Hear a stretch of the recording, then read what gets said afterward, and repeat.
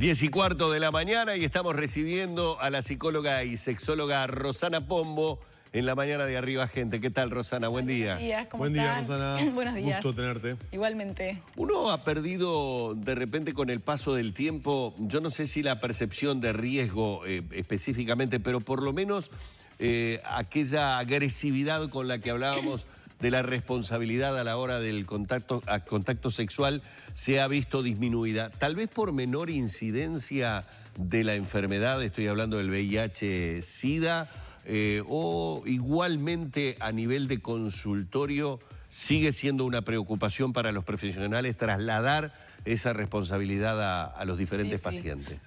Justamente me pareció muy oportuno hablar de este tema porque los profesionales que trabajamos en sexología, sobre todo los que trabajamos en clínica, los sexólogos y sexólogas, médicos y psicólogos, justamente tenemos el privilegio y la oportunidad de trabajar con pacientes y mujeres y varones que están justamente practicando una vida sexual activa y que vemos muchas veces con preocupación cómo tienen conductas de riesgo que colaboran con la exposición a este virus. Cuando hablamos de conducta de riesgo, que la no protección, el no cuidarse. Ahí está, son varias. Y en realidad, como decías Humberto, también vemos con preocupación que hay un aumento en la incidencia en el contagio a nivel internacional. Entonces nos preguntamos qué es lo que pasa y estas conductas de riesgo, Danilo, lo vemos en la consulta.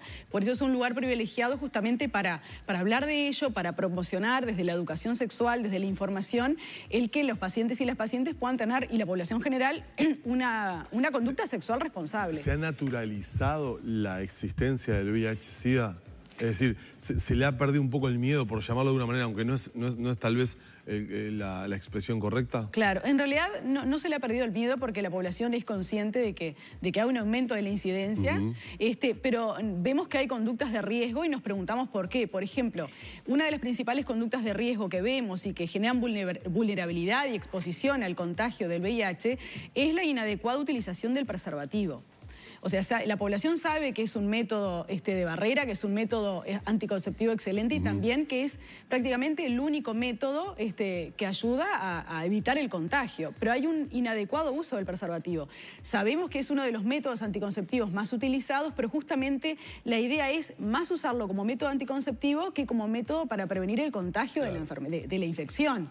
Entonces es muy frecuente que nos cuenten esto los pacientes. Por ejemplo, que el preservativo se utiliza al momento de la penetración, o incluso que se penetra y se utiliza, se retira de la penetración el varón y se utiliza la colocación del preservativo al momento de la eyaculación. Cuando vemos que las vías de contagio son ponerse en contacto justamente con los fluidos vaginales, con el líquido preseminal, con justamente esas secreciones que tienen una alta carga de virus del VIH. Entonces, a veces no son tan conscientes del líquido preseminal o también del líquido vaginal, de la lubricación vaginal, y como que ponen hincapié más en la eyaculación como vía de contagio. Entonces, es una población de riesgo. Porque se toma el preservativo como método anticonceptivo y no como barrera para este tipo de enfermedades. Exacto, más como método anticonceptivo.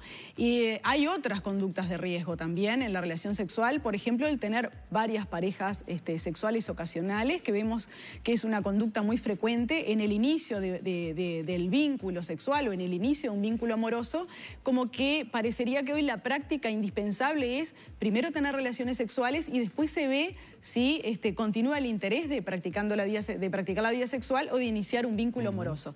Y esas relaciones sexuales, Danilo y Humberto, en general son ocasionales, con diferentes parejas que muchas veces son desconocidas porque el primer contacto es en un boliche, hay mucha presión social de sus pares, como que es como una conducta que está de moda, como una conducta que implica desinhibición, que implica uno estar liberado de prejuicios, tener un libre ejercicio de la sexualidad, y ahí como no hay un conocimiento previo, tampoco hay un diálogo previo acerca de qué métodos anticonceptivos o de barrera se va a utilizar. Estás manteniendo relaciones con un desconocido. Con un desconocido, sexuales ocasionales, donde se ve hoy, mañana ya no se ve.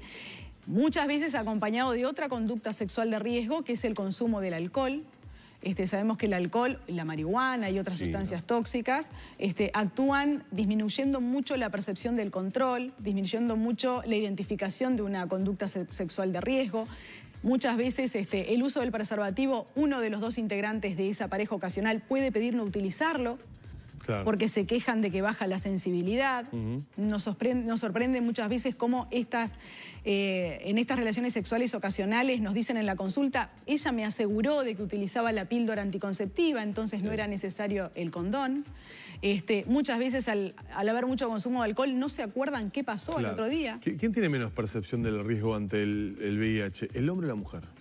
Creo que la percepción del riesgo no es ni más ni menos de uno ni del otro. No es que uno sea más irresponsable que el otro. Más irresponsable que el otro. Creo que no responden muy bien a las presiones sociales. Falta a veces en ese hombre o en esa mujer, por igual a veces falta de asertividad o de autoestima, donde decirle al otro que use el preservativo o la mujer llevar el preservativo en la cartera, claro, por si el otro no lo consigue.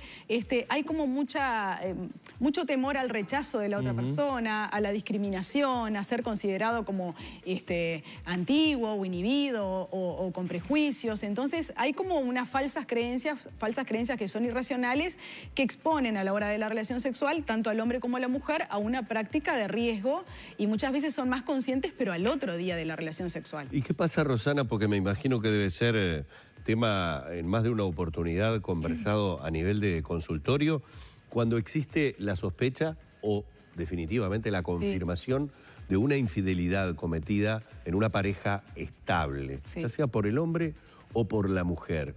Vamos a decir, desde el punto de vista afectivo se resuelve, perdonando, entendiendo, lo que fuere, pero queda allí la puerta abierta para de qué manera se mantuvo esa otra relación sexual en donde tal vez no se utilizó el preservativo. ¿Se plantea la realización de algún examen? Bien, ahí tenemos otra conducta sexual de riesgo, porque en realidad confesarle a su pareja monógama, a su pareja estable, que se tuvo una relación sexual extramatrimonial o extra pareja conyugal, en general puede traer grandes repercusiones, y es una conducta sexual de riesgo porque si no se dice, estoy exponiendo y faltándole respeto al cónyuge, ¿no?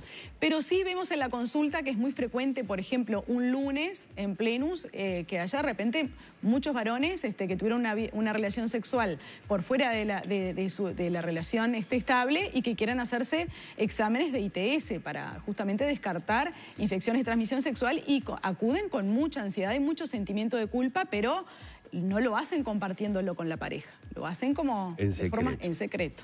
Exactamente. Bueno, a estar atentas y atentos a estos comportamientos. Y lo último te iba a preguntar, ¿se da más en población de hombres maduros o de hombres jóvenes la no utilización del preservativo en determinadas circunstancias?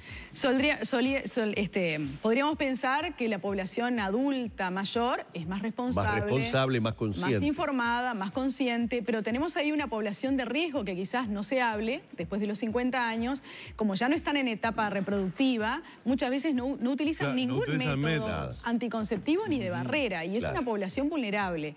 La población joven quizás es más impulsiva y puede ser quizás la que está más expuesta a no utilizar un método de barrera, o en realidad utilizarlo mal. Rosana, muchísimas gracias. Por favor, un gusto. Una vez más, Rosana Pombo, psicóloga y sexóloga, ha estado con nosotros en esta mañana de Arriba Gente.